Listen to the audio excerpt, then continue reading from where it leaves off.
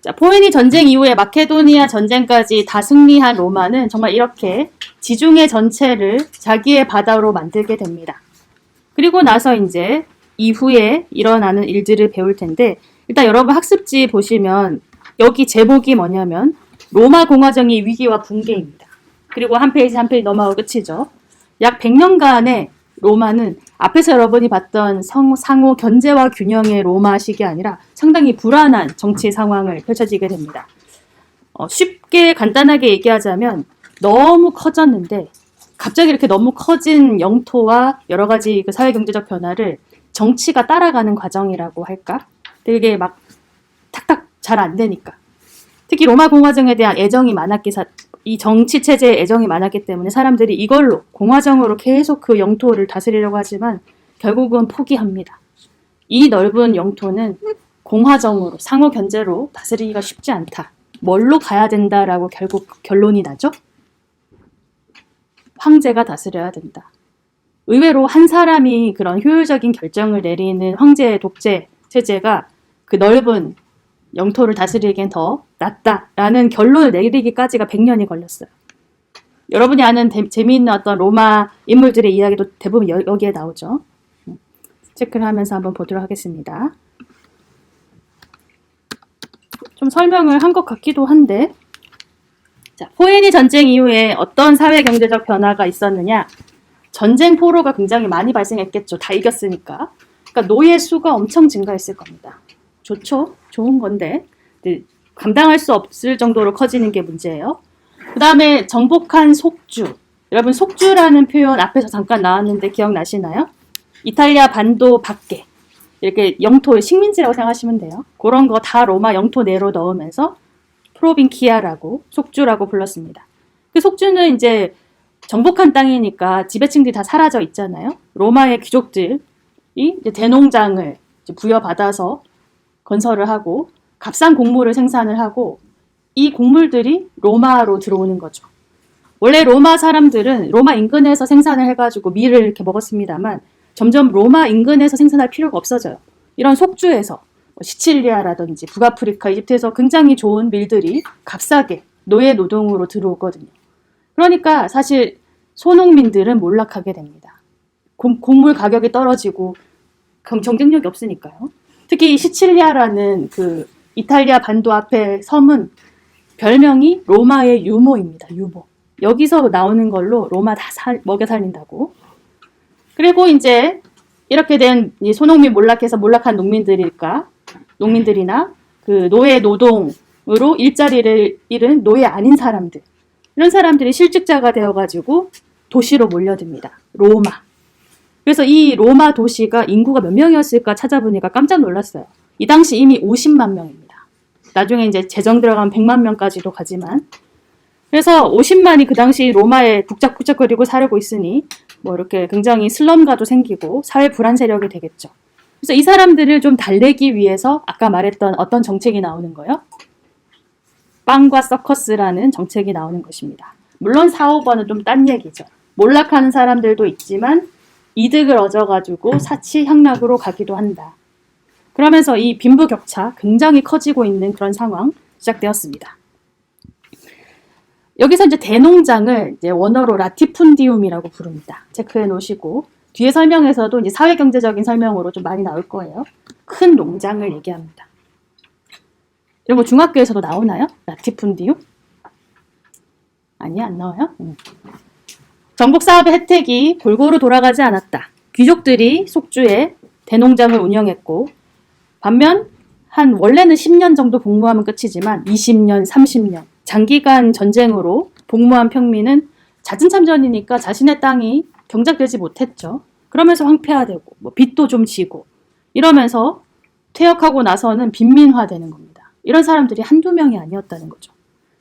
불만이 많았을 텐데 이들이 빵과 서커스로 불만을 막았다. 빵과 서커스가 어디에서 나왔는지는 밑에 읽어보시면 되겠습니다. 그 유베날리스라는 로마의 풍자 시인의 시에 나오는 그런 거고 그 당시에 이제 빵과 서커스란 검투 경기, 야수 사냥, 전차 경주 이런 것이었다. 시민의 정치적 관심을 다른 데로 돌리기 위한 정책이었다. 라고 하면서 3S 정책을 알려주지 않았나요? 네. 스크린, 스포츠, 섹스. 요거는 현대 미국에서 나온 정책이고, 혹시 우리나라 이 3S 정책이 시행됐던 시기가 언제인지 아세요? 전두환 대통령 시기였다고 보통 이렇게 평가합니다. 그때 영화도 많이 만들어지고, 프로야구, 이런 게 개막하고, 섹스는 잘 모르겠어. 네. 그랬다고 합니다. 이런 것으로 대중의 관심을 돌리면은 정치적 무관심이 유도된다. 그런 말 있었잖아요. 연예인들의 엑스파일이 있어서 정치권에 불안정한 일이 발생했을 때 그런 걸 풀어서 대중의 관심을 유도한다. 그런 게 섹스일 것 같아요. 무슨 양 비디오 이런 게 많았습니다. 근데 요새는 이제 더 이상 이런 정책이 통하지 않는다고 개인적으로는 생각을 하는데, 그렇죠? 디스패치. 그러면서 그 빵과 서커스에서 그 사람들이 했던 전차 경주 장면이 나오는 거예요. 재밌겠죠? 이런 거 어디서 했겠어요? 이 공간이 어디예요? 이런 원형 경기장 뭐라고 불렀죠? 콜로세움이라고 불렀습니다. 지금 누가 얘기한 거예요? 준혜가 얘기한 거예요? 고마워요. 말 좀 해. 그 다음에 이제 검투사들. 다 노예 신분, 전쟁 노예 신분이기도 한데 이 사람들을 막 이렇게 경기를 시키고 하는 거죠. 사실 이렇게 하면은 죽이라는 것 같지만 고대 로마에서는 반대였다. 이렇게 하면 살리라는 거고 이렇게 하는 게 죽이라는 거였다. 그렇습니다. 재미는 있었을 것 같아요. 또 이런 걸 자주 열어줘야지 사람들이 불만이 없어지고 여기서 나오는 빵과 와인 이런 건 다 공짜였다. 아무튼 이런 한눈에 봐도 재밌어 보이죠? 이런 걸 하면서 사람들이 즐거워했던 겁니다. 콜로세움에서. 이게 빵과 서커스라고. 재밌죠? 네. 자, 그 다음으로 넘어가 보겠습니다. 아래쪽에 보시면 그라쿠스 형제의 개혁이라고 해서 이제 여러분의 토론 장면이 이제 나오고 있어요. 두 사람이 동상인데 사실 선생님이 못 찾았어요. 어느 쪽이 형이고 어느 쪽이 동생인지는 정확히 모르겠어요. 여러분은 사실 풀네임을 알면 좋지만 워낙 유명한 사람이라서 몰라도 되지만 그라쿠스라는 성은 좀 알아두시면 좋을 것 같습니다. 그라쿠스 형제의 개혁. 혁명인지 개혁인지 반란인지 모르겠으나 한번 해보겠습니다. 이 두 사람은 9살 차이 나는 형과 동생입니다. 그리고 사실 굉장히 좋은 교육을 받았어요. 어머니가 그 스키피오의 딸이거든요. 코르넬리아라고. 여기서 그 스키피오랑 누구죠? 스키피오. 힌트를 드리자면 까만 동상으로 나왔던 그 사람이에요. 그 사람 누구죠? 흑인 아닌가 싶을 정도로 까만 동상으로 나왔던 그 사람 누구죠?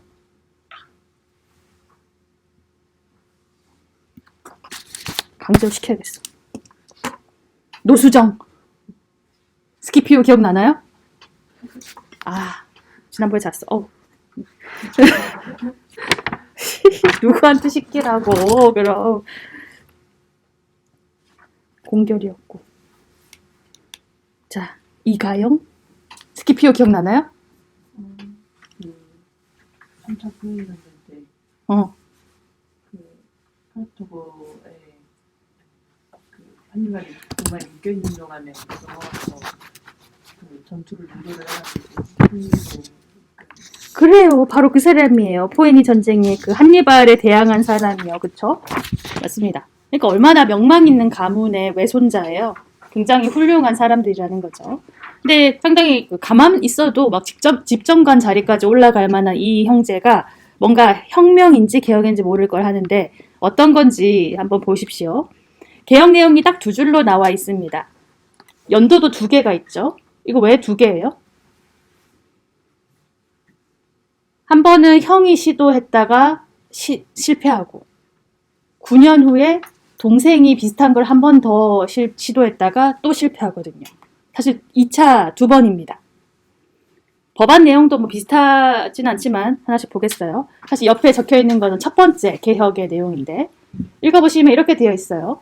귀족들이 소유할 수 있는 땅의 크기를 제한하고 나머지는 평민에게 나눠주자는 개혁 시도. 말뜻만 봤을 때 항상 역사에서 이런 거 등장합니다. 귀족들이 너무 많이 가지고 있을 때 그들이 가질 수 있는 토지의 상한선을 정하고 넘어서면 몰수하고 그거를 없는 사람한테 나눠주고 이런 거 우리 중국사에서도 이런 거 시도하다가 실패한 사람 배웠어요. 누굴까요? 왕씨입니다. 왕망이었어요. 이게 역사적으로 참 어려운 거, 항상 실패하는 거긴 하잖아요. 사회주의 혁명 빼고는 다 실패했는데 이걸 이제 한 겁니다. 왜 했냐? 그라쿠스 형제는 정말 로마 공화국을 사랑하거든요. 근데 로마 공화국의 축이, 중심축이 되는 아주 그런 사람들이 중산층, 중장보병이 되는 그 중소농민들인데 앞에서 포에니 전쟁의 결과에서 얘기했던 것처럼 그들이 다 몰락해서 빈민이 되고 빵과 서커스로 놀아나기만 하는 거예요. 그래서 큰일 났다. 이대로 가면 로마가 무너진다. 그 사람들을 살리기 위해서는 원래 그 사람들의 어떤 역할, 땅을 줘야 된다라는 거죠. 지금 너무 빈부격차가 심하다. 그래서 호민관이 되어가지고 형 이름이 티베리우스 그라쿠스인데 제안을 하고 통과도 된 농지법이라는 것입니다. 이렇게 되어 있죠. 자세한 내용은 좀 이렇게 숫자도 나오고 하지만 요약하면 똑같습니다. 누구나 일정 면적 이상을 가질 수 없고 이상이면 몰수하고 나머지 분배하겠다. 이런 걸 할 농지분배위원 3인을 선출하겠다. 라는 정말 과감하고 급진적인 기억이었습니다. 딱 들으니까 잘 될 것 같아요? 기득권층의 반발이 장난 아닐 것 같다는 생각이 들죠. 그래가지고 재정 과정이 정말 쉽지 않았습니다. 쭉쭉 들으시면 돼요. 부자와 지주들은 엄청, 귀족들은 반발하지요. 하지만 50만 로마 인구 다수는 찬성할 겁니다. 적극 지지하면서 역시 호민관 잘 뽑았다 라고 생각을 하면 됩니다. 근데 이게 재정이 좀 어려웠던 게 이미 호민관이 2명에서 10명까지 늘어난 상황이에요. 근데 그때 10명 중에 1명이라도 거부권을 행사하면은 이 법 제정이 불가능했었나 봐요. 좀 몰랐던 사실이 나오는데 호민관의 비토권이 사실 자기들 사이에서도 있었다는 걸 알 수 있죠. 근데 그 호민관이 원래 평민들을 보호한다고 호민관인데 한 명이 비토권을 행사하면서 귀족 편을 들었나 봐요. 이 농지법을 반대하기 위해서. 그러면서 원로원은 이걸 얼마나 반대하려고 애썼겠어요. 그래서 서로 암살하려고 하고 이 귀족 편인 한 명의 빌런을 티베리우스 쪽에서는 암살하려고 하고 원로원 측에서는 뭐 현상금 같은 거 걸어가면서 티베리우스 암살하려고 하고 칼을 들고 다니고 뭐 이런 폭력적인 상황이 연출되었다고 합니다. 근데 티베리우스 입장에서는 이 법을 꼭 제정해서 시행해야 되거든요. 그래서 친구였던 동료 호민관, 그 빌런 한 명 있죠? 이 사람의 호민관직을 빼앗자라는 투표를 다시 평민회에서 해가지고 사람들이 다 찬성해가지고 정말 파면해버렸어요. 로마사에 있을 수 없었던 그런 전대미문의 사건이었습니다. 그래서 한 명을 쫓아내가지고 9명으로 혼란 속에 법안이 실제로 가결이 되었습니다. 성립이 되었습니다. 이제 실시만 하면 되는 상황이었어요. 근데 실시하려면 농지위원 3명도 뽑고 했는데 돈이 필요하잖아요. 조사하고 나눠주고 하는 조사하는데 필요하겠죠. 근데 그런 재정 권한을 가지고 있는 게 원로원이었는데 이게 안 주죠. 돈을 쓸 수 없다. 그러면서 이제 기다리기만 하는 거죠. 버티기. 제발 뭐 티베리우스 호민관 임기 1년 끝날 때까지 버티기만 하면 된다. 이렇게 돈 안 주려고 하는 게 마치 뭐 요새 현대 정치에서 국회와 행정부의 대결이랄지 여당과 야당의 대결이랄지 그런 걸 생각하게 하죠. 게다가 우리도 또 몰랐던 사실이지만 호민관은 연속으로는 못합니다. 한 해 띄어서는 할 수 있는데 연속으로는 못했던 상황이었던 거예요. 그래서 원로원의 이런 반대 때문에 티베리우스가 전전긍긍하고 있는 상황이었어요. 어떻게 해야 될까? 근데 이 티베리우스가 과감한 결단을 내립니다. 원래 호민관은 연임이 금지되어 있다고 법에 나와 있지만 다시 나와요. 딱 그 정도 사소한 법은 무시하고 그 이듬해에 다시 호민관에 나와서 또 지지를 받게 됩니다. 그래서 그렇게 호민관이 되려는 그 선거 투표장에 이제 나타났죠. 자기도 투표하려고. 동료 한 100명과 함께 나타나가지고 딱 투표하고 있는데 진짜 얘가 다음 해 또 호민관 될 것 되면은 정말 이거 시행할 것 같거든. 그래서 원로원 의원들, 그 토가를 입고 고고하게 앉아있던 그 노인들이 몽둥이, 곤봉과 돌로 투표하는 그 초등학교 같은 데서 한 300~400명이 전투를 한 거예요. 전투라고 하면 안 되고 막 치고받고 싸웠다고 해야겠죠. 패싸움이 일어나가지고 원로원 의원이 수가 많아가지고 이겼어요. 티베리우스는 몽둥이를 한 대, 2대 맞더니 결국은 죽어가지고 로마 사람들 항상 이렇게 쓱싹한 다음에 티베리의 강에 버리더라고요. 거기에 이제 버려졌어요. 너무 좀 급진적인 개혁을 추진했기 때문에 엄청 거센 반대에 부딪혔는데 사실 암살도 아니고 막 거리에서 이렇게 패싸움으로 맞아 죽었다는데 충격이죠. 그렇죠? 우리도 뭐 선거하다가 초등학교에서 선거 이렇게 하다가 갑자기 패싸움 나가지고 양쪽이 싸우다가 한 300명 죽은 거 아닙니까? 티베리우스 당시 30대 중반 정도 되었었어요. 이러면서 첫 번째 형의 개혁은 중단이 됩니다. 들어보니까 어때요? 여기서 이제 여러분의 약간 정치 성향을 감지해보고 싶은데요. 우리나라는 현실적으로는 뭐 어느 당을 지지하면 보수고 어느 당을 지지하면 진보고 이렇게 하지만 그 뭐 현실형일 뿐이고 이념형 보수와 진보를 한번 생각해 볼 수 있어요. 제가 뭐 일부러 이런 슬라이드를 한번 만들어 봤거든요. 양측을 팽팽하게 하기 위해서 한번 이제 보세요. 어떤 쪽인지 이제 이야기를 들어볼게요. 티베리우스가 잘했냐? 뭐 이거예요. 티베리우스 생각에서는 사랑하는 공화정을 지키려면 중소농민들이 버티고 있어야 되는데 얘네들이 사라진 상황이니까 농지 분배를 해야만 된다. 라는 아주 강한 목표와 이상이 있습니다. 근데 그 과정에서 잘 안 되니까 동료 호민관을 파면시켜버렸죠. 같은 호민관인데. 공화정 사상 전대미문의 사건을 벌인 겁니다. 반대쪽에서는 굉장히 이런 걸 공격하죠. 티베리우스는 이런 걸 사소하다고 생각할 수도 있어요.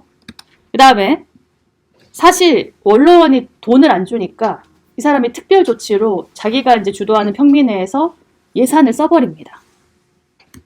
말도 안 되는 거거든요. 사실 법을 어긴 것이에요. 원로원의 고유 권한이다. 우리가 앞에서 배웠듯이 항상 그 세 세력이 상호 견제를 위해서 원로원한테 재정권을 주고 있는 것인데 그런 고유 권한을 무시하고 그러니까 너가 살리려는 공화정의 견제와 균형은 너가 지금 부수고 있다. 라고 반대를 하는 것입니다. 게다가 또 얘기했었지만 호민관 매년 하는 게 법으로 금지되어 있고 금지된 이유가 있을 거 아니에요. 그러니까 호민관의 권력을 좀 제한하기 위해서겠지. 법으로 금지되었고 전례도 없는데 네가 그것을 하려고 했다. 그래서 죽은 거죠. 또 왕이 되려고 하는 것인가? 근데 티베리우스 입장에서는 그런 선택을 한 이유가 있는 거죠. 사실 뭐 호민관 연임은 제도상의 사소한 약점이라고 생각을 하는 거죠. 일단 농지 분배라는 걸 통해서 로마 공화정이 회복이 되면 그 시행 과정에 약간 그 손상받은 공화정은 금방 회복되고 보상될 것이다. 라고 생각을 한 겁니다. 굉장히 앞에 슬라이드까지는 티베리우스가 잘한 것 같았는데 이 슬라이드 막 약간 이렇게 양쪽 편을 보고 나니까 갑자기 티베리우스가 잘못한 것 같고 그렇죠? 뒤에 와서 동생 얘기를 해보겠습니다. 다시. 형만한 아우가 있었죠. 9살 차이 나는데 형 나이가 되었을 때 이 동생 가이우스 그라쿠스가 나 같으면은 형 암살되고 어머니 슬퍼하고 이러면은 그냥 조용히 살았을 것 같은데 그렇게 교육받지를 않았어요. 이 로마 사회의 문제점을 제대로 파헤쳐야겠다고 생각을 한 건데 조금은 온건하게 하는 게 좀 특징이에요. 제3의 길이랄까. 토지를 직접적으로 건드리진 않고요. 곡물법이라는 걸 법안을 제안합니다. 이 당시 이제 도시 로마의 곡물 위기가 반복되고 있었는데 이게 뭐냐면 아까도 얘기했지만 이제 더 이상 도시 로마 인근에선 생산하지 않고 저기 멀리에서 속주해서 밀을 생산해서 가지고 온다 그랬잖아요. 근데 만약에 뭐 시칠리아에 메뚜기 떼가 습격을 했다면 엄청 흉작이 들었다면 전염병이 들었다면 근데 그런 일이 실제로 발생을 하거든요.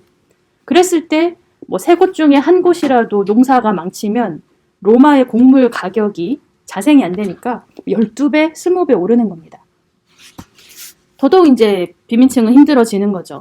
그때 이제 그라쿠스는 이제 토지 개혁까지는 안 되고 평민들을 위해서 정부가 밀을 어떻게 해서든 조달해 온다. 참 한마디지만 참 어려운 내용이죠. 그래서 로마 시민한테 매달 일정량씩 배급을 한다. 대신 공짜로 주는 건 아닙니다. 배급 가격은 시장 가격의 절반 이하로 일단 주는 거고 이걸 정부가 책임지고 해야 된다라는 법을 만듭니다. 요새 이런 법 아무도 안 만들려고 그러겠죠. 기본소득제인가? 뭐 그런 거죠. 대신 돈은 냅니다. 뭐 공짜로 주는 것은 아니에요. 이런 걸 하려고 하는데 또 원로원은 반대합니다. 사실 정부가 밀을 이게 쉽지 않다. 비싸게 사와서 싸게 푼다는 건데 천문학적인 국가 재정이 소요될 것이다. 그 가지고 올 때 운반비는 어떻게 할 거냐. 누구한테만 나눠주고 뭐 성인 남자한테만 주면 나머지 사람은 어떻게 하냐 뭐 이런 거 있잖아요. 뭐 그런 것 때문에 또 반대를 하게 됩니다. 근데 사실 가이우스의 개혁은 약간 온건하기도 하지만 법안 자체가 그 누가 이렇게 했다더라라는 이제 인용만 남아있고 실제로 법안이 돌에 이렇게 적혀있지는 않거든요. 앞에 형이한 농지법은 딱 법안이 적혀져 있는 반면에 그래서 시험 문제 내기는 조금 어렵고 앞에 걸 알아두고 요거는 그냥 정리 정도만 알아두시면 되겠습니다. 이래가지고 또 반대를 했어요. 그래서 이제 가이우스는 형의 이제 죽음의 모델을 다 따라가지고 역시 사람들 너무 좋아하죠. 곡물 나눠준다고 하니까. 그 이듬해 말고 그 다음에 연임 말고 그냥 재선해가지고 실제로 이거를 시행하려고 하지만 원로원이 또 반대를 합니다. 근데 반대 과정에서 원로원도 되게 세련되게 이렇게 대처를 해요. 우리 또한 시민들을 생각하고 있다. 시민들을 위한 다른 여러 가지 법안을 강구하는 모습을 보여줍니다. 그 원로원은 또 이제 원로원의 인기도 높아지고 또 이럴 때 항상 자기 편에 빌런이 있거든. 가이우스 편에 어떤 존재가 있었는데 뭐 이렇게 좀 말을 실수하고 또 잘못 싸우다가 누구 죽여버려가지고 공격당하는 빌미를 만들고 뭐 이런 것 때문에 허무하게 가이우스는 원로원의 공격을 받아서 죽습니다. 역시 이제 도망치다가 원로원의 어떤 귀족 한 명이 가이우스의 얼굴, 목이죠. 목을 가져오는 사람한테 그 목 무게만큼의 금을 주겠다. 이런 공지를 했거든요. 그래서 목에 달려 죽였어요. 그래서 또 나머지는 또 티베리아 강으로 흘러 들어갔습니다. 이렇게 두 아들을 잃고 어머니가 굉장히 슬퍼했다고 합니다. 대단한 형제들이에요. 근데 그 목이 잘려서 왔잖아? 금을 받으러 왔는데 머리가 이상하게 너무 무거운 거야. 인간의 몸무게라는 게 있잖아요.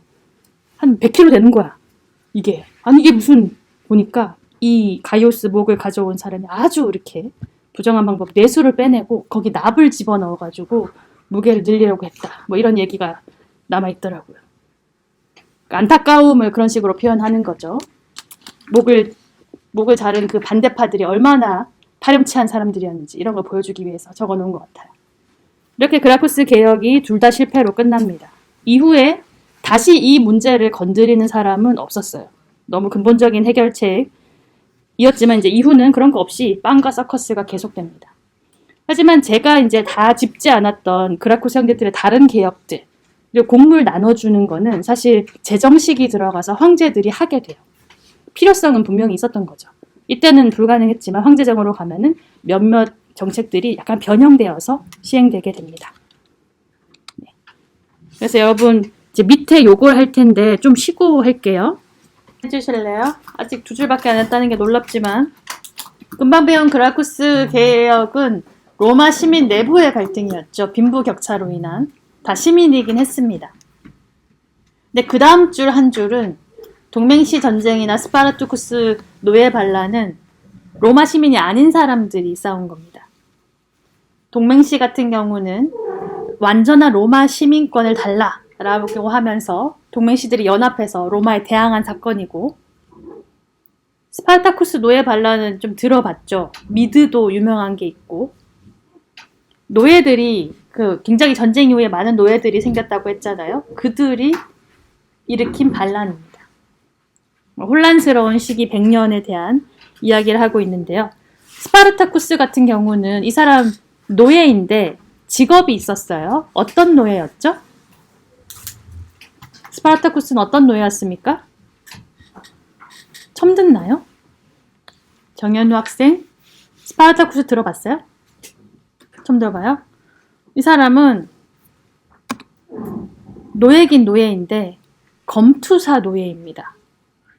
빵과 서커스 하면서 전차 경기, 검투사 경기도 얘기했었지만 이 당시 되면 검투 경기가 매일매일 벌어지고 또 콜로세움만 있는 게 아니라 되게 많은 경기장이 있거든요. 유행을 하고 지역마다 있으니까 검투사 학교가 세워져요. 거기에 이제 노예들을 잘 싸우는 애들을 보내가지고 유흥거리로 이렇게 싸우게 하는 거죠. 다 노예들이었습니다. 거의 산업처럼. 그런데 이제 이 스파르타쿠스가 어느 날 자기의 처지에 대해서 비관을 느끼고 같은 검투사 노예들이랑 카푸아라는 도시에서 학교에 있었는데 봉기를 일으킨 겁니다. 근데 그런 불만이 노예들한테 다 공통적으로 있었기 때문에 어떤 지역을 지나갈 때마다 노예들이 합세를 하는 거야. 그래서 점점 많아지더니 거의 14만 명까지 갔다 그래요. 로마를 한번 뒤흔든 그런 노예 반란이었는데 여기 보시면 오른쪽에 잘 안 보이죠? 불을 살짝 꺼볼게요. 오른쪽 위 사진이 뭐처럼 보여요? 십자가? 맞습니다. 십자가입니다. 이게 십자가에 결국은 이 사람들이 다 토벌당해가지고 이미 이때 십자가형을 많이 로마에서 하고 있었거든요. 다 이렇게 매달려 있는 그런 사진입니다. 그리고 요 미드가 유명하게 시즌 2까지 나온 게 있는데 19금이라서 야하고 잔인해요. 그래서 영상 보여줄 게 없나 찾다가 옛날 영화, 1960년 영화이긴 한데 스파르타쿠스를 되게 용기 있게 좀 영웅화해 놓은 그런 영화가 있더라고요. 그래서 편집해 왔는데 보실래요? 네. 네, 제가 말하는 것보단 낫겠죠? 소개를 좀 하자면 그 당시 로마 사람들도 스파르타쿠스를 되게 좀 높게 평가했던 것 같아요. 노예들의 지도자로서 뭐 황제처럼 싸우다 죽었다.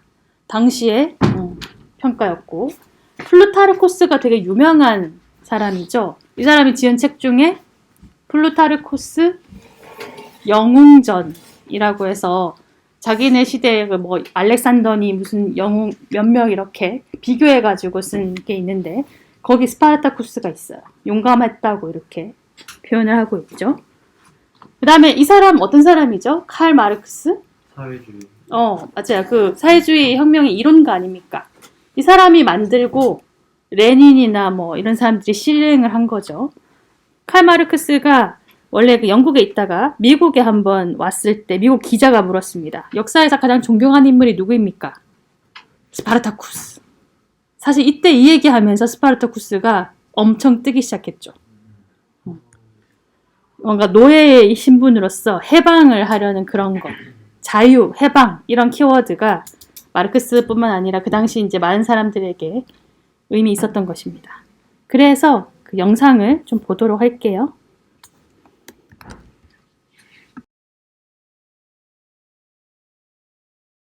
네, 스파르타쿠스 옛날 영화지만 꽤 재미와 감동이 있었던 것 같아요. 자, 그 다음 줄로 한번 넘어가 보겠습니다. 그렇게 해서 우리가 로마 공화정이 몰락해가는 100년간 다양한 사건들과 인물들을 배우게 되는데요. 이제 여러분이 되게 많이 들어봤던 카이사르라는 인물이 곧 등장하거든요. 네, 그 이야기를 한번 따라가 보겠습니다. 먼저 앞에서 배웠던 것이 포에니 전쟁 이후의 사회 경제적 변화를 이제 어떤 식으로 해결해 나갈 것인지에 대해서 다양한 마찰들을 봤다면 군대도 변할 수밖에 없습니다. 여기 보시면 이제 가이우스 마리우스라는 또 다른 이제 인물이 나오게 되는데 사실 인물 이름이 중요하기보다는 이제 군대 개혁이 된다는 점이 중요합니다. 이 이름은 이제 알아둘 필요가 없을 것 같아요.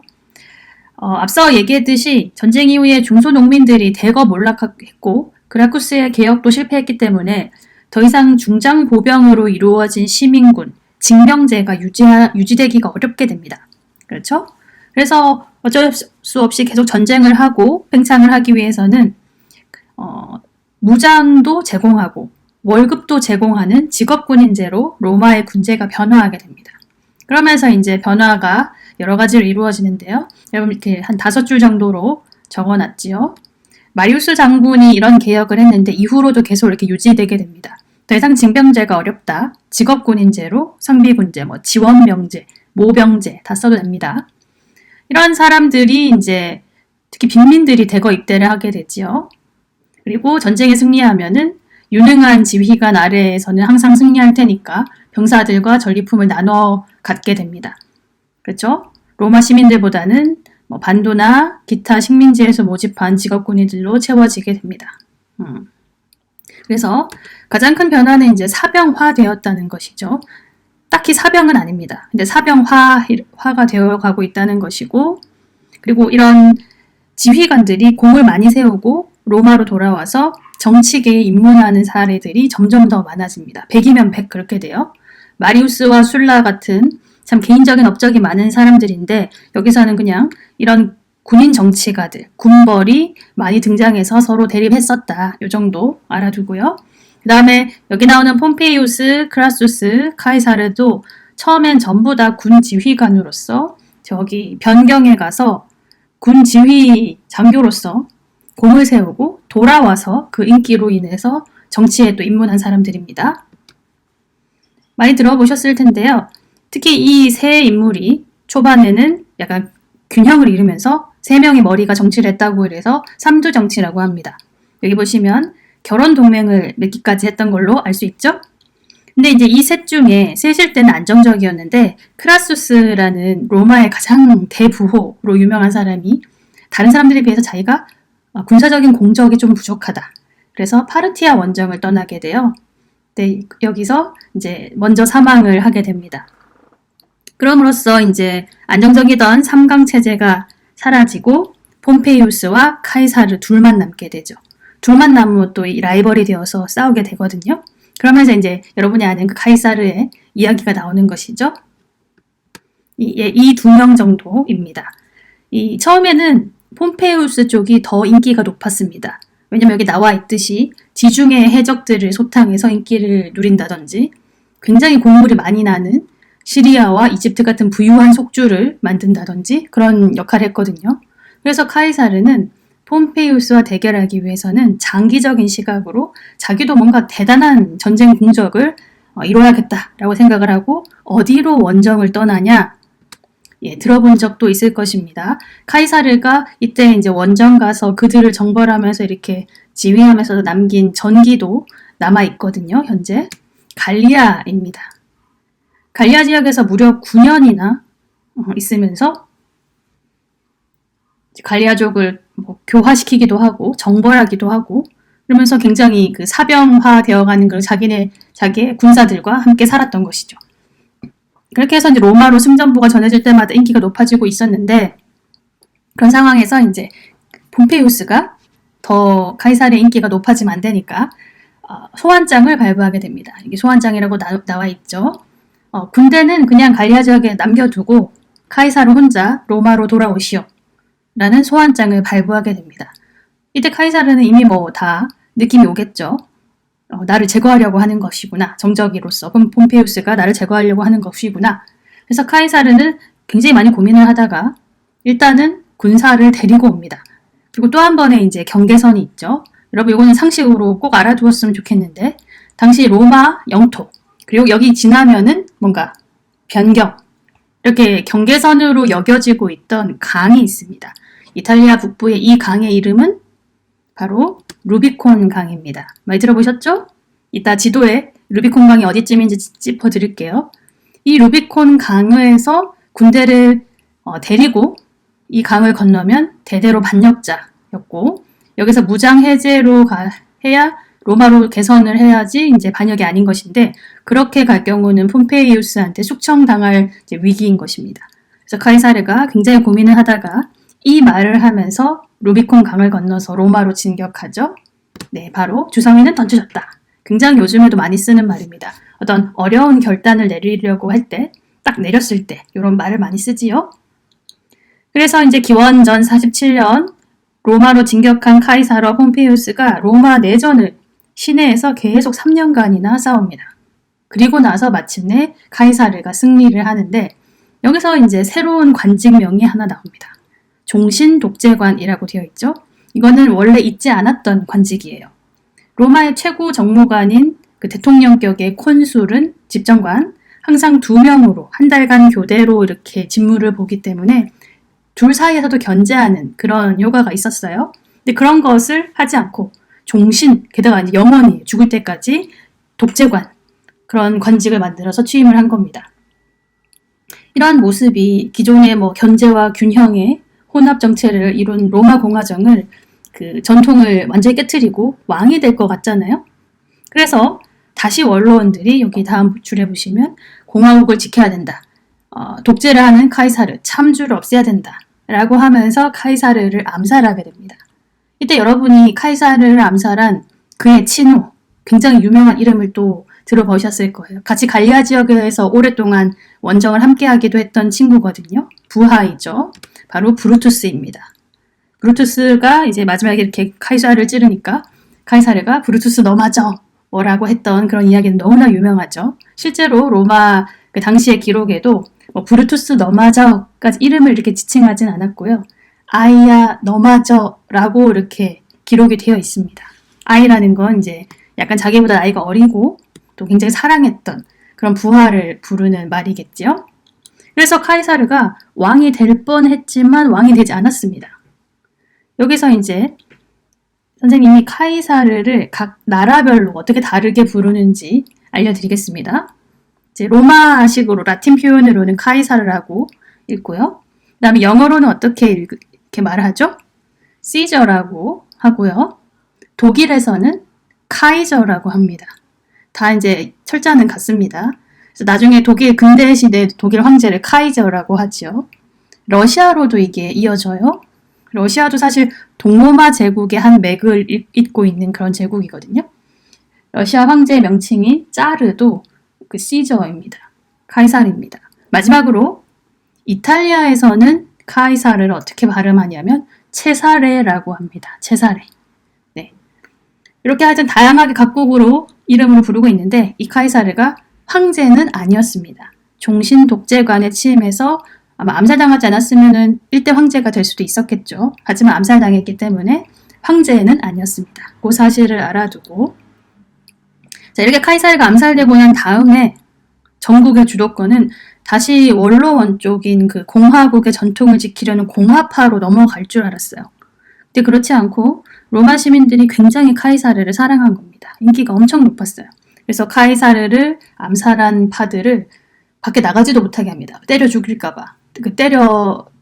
맞아서 죽을까봐 밖에 나가지도 못해요. 이 사람들 무서워서. 그래서 카이사르에게 이제 동정표 이런 게 가서 이제 카이사르의 후계 쪽으로 인기가 넘어가게 됩니다. 그 둘이 누구냐? 바로 카이사르의 측근, 부관이라고 할 수 있는 39살의 안토니우스라는 친구이자 부관이 있었고요. 이 사람이 이제 거의 이제 다음 권력을 계승받으려는 그런 분위기였는데 갑자기 카이사르의 유언장이 공개됩니다. 카이사르도 자기가 이렇게 일찍 죽을지 몰랐기 때문에 유언장을 이렇게 깊이 생각하지 않고 적었던 것 같은데 카이사르의 조카이자 양아들로 삼은 옥타비아누스라는 그 어린 청소년이 있었습니다. 당시 나이가 18살이니까 고등학생이죠. 이 학생은 이제 그리스 쪽에 가가지고 정말 공부만 하고 있던 상황이었어요. 사회 경험도 없고 안토니우스처럼 백전노장도 아닙니다. 전쟁에 참전한 경험이 없습니다.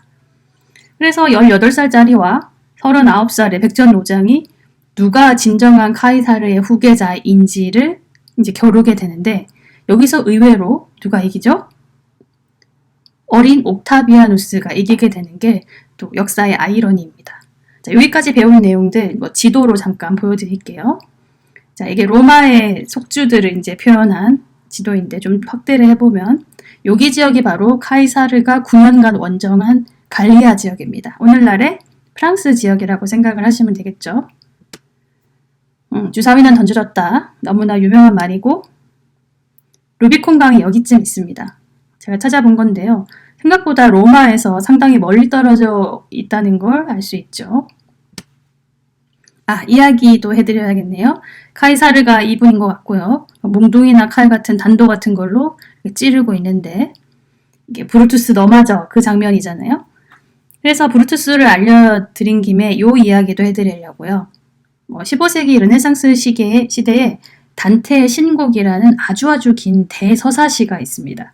내용이 주인공이 어떤 안내자를 따라서 천국, 연옥, 지옥 이런 데를 여행하는 작품이거든요. 그러면서 과거에 유명했던 그런 인물들과 만나서 대화하기도 하고 그런 재미있는 그런 형식의 그런 대서사시인데 여기에 제일 깊은 지옥, 배신 지옥에 내려가서 3명을 만나게 돼요. 그 3명 중에 2명이 이 그림에 나오고 있습니다. 아까 이름 뭐였죠? 네, 브루투스와 카시우스였습니다. 카시우스는 지금 별로 유명하진 않지만 브루투스와 같이 있던 그런 사람이에요. 다음에 또 한 사람은 이 이야기의 맥락은 아니지만 여러분이 대부분 서양에서 대표적인 배신자 하면 떠오르는 인물입니다. 그쵸? 기독교 인물인데요. 바로 가롯 유다입니다. 선생님도 잘은 모르지만 최후의 만찬 때 등장하는 인물이죠. 예수님의 12제자 중에 한 명이고 그 로마 병사들한테 예수님이 쫓기고 있었을 때 돈을 받고 여기에 있다라고 고발을 한 그런 인물이라고 알고 있습니다. 그래서 결국 로마 병사한테 잡혀서 최후의 만찬을 하고 그 십자가 처형을 당하게 되는 그런 이야기죠. 가롯 유다입니다. 이런 얘기도 있지요. 영어 단어에서 잔인한이라는 브루탈이라는 그 영어 단어도 브루투스에서 유래가 되었다고 합니다. 굉장히 많은데 영향이 남아있네요. 자, 이야기를 계속해 보겠습니다. 악티움 해전 많이 들어보셨을 텐데요. 원래 안토니우스가 황제가 되기에 후계자로 적당한 나이잖아요. 경험도 많고. 하지만 어떤 점을 좀 잘못했냐면 로마에 남아서 권력 기반을 강화하는 대신 그 이집트로 가게 됩니다. 이집트 하면 조금 동쪽이잖아요. 동남쪽이라고 해야 될까요? 아무튼 동지중해 쪽에 클레오파트라와 사랑에 빠지게 됩니다. 사실 클레오파트라는 이미 몇 년 전에 이집트에 방문한 카이사르와 그 좀 정분이 나서 둘 한 사이에서 아들도 태어나 있던 그런 상황이에요. 카이사리온이라고 작은 카이사르란 뜻을 가진 이름을 지어주기로 했는데 그 유언장에 카이사리온이나 클레오파트라에 대한 언급이 없었기 때문에 되게 그 배신감을 느꼈을 수도 있어요. 그래서 뭐 안토니우스랑 결합하게 된 것인지는 모르겠지만 클레오파트라와 세기의 사랑에 빠지고 로마를 좀 등한시하게 됩니다. 그런 것이 굉장히 로마 시민들한테 안 좋게 비춰진 거죠. 안토니우스는 자기가 죽으면 로마에는 절대 묻히지 않고 알렉산드리아, 이집트의 도시입니다. 알렉산드리아에 묻히겠다. 나의 모든 재산을 클레오파트라에게 양도하겠다. 이런 식의 유언장을 썼고 그런 게 또 소문이 나는 바람에 인기가 굉장히 떨어졌죠. 그래서 이 둘이 옥타비아누스와 안토니우스가 악티움 해전이라는 것에서 18살이가 이기게 되죠. 패배한 이 둘은 자살하게 되고 승리한 18살짜리가 로마로 돌아가서 초대 황제가 됩니다. 그래서 본격적인 황제정, 줄여서 제정의 시대가 이제 지금부터 시작이 되는 것입니다. 이 앞까지는 공화정, 이후부터는 이제 황제정. 여러 식민지를 거느리고 이제 아주 큰 국가이기 때문에 제정의 시대라고 합니다. 우리나라에 이렇게 번역서도 하나 나와 있고요. 안토니우스와 클레오파트라, 카이사르의 양아들인 옥타비아누스도 있습니다. 악티움의 위치는 여기예요. 이탈리아 로마와 저기 아래쪽에 이제 이집트 쪽에서 각각 싸우는데 군대가 이 그리스 반도의 악티움만이라는 곳에서 이렇게 펼쳐졌던 거죠. 특별한 전술이나 그런 것이 있었던 것은 아니고 그냥 싸우다가 그 클레오파트라와 안토니우스가 지금 당장은 이기기 힘들기 때문에 약간 후퇴해서 후위를 도모하자라는 식으로 그 대장선이 이제 후퇴를 하게 되는데 그 후퇴라는 것이 너무 급작스럽게 이루어졌기 때문에 휘하의 다른 장수들도 다 도망을 갔나 그래요. 그래서 그냥 허무하게 한쪽이 져버린 전투가 되겠습니다. 그래서 그런지 세계 3대 해전 이런 데 별로 들어가는 그런 유명한 해전은 아닙니다. 자, 이렇게 해서 공화정 마지막 부분 복습을 좀 해보면 이렇게 3명이서 정치하는 거 삼도 정치라 그랬고요.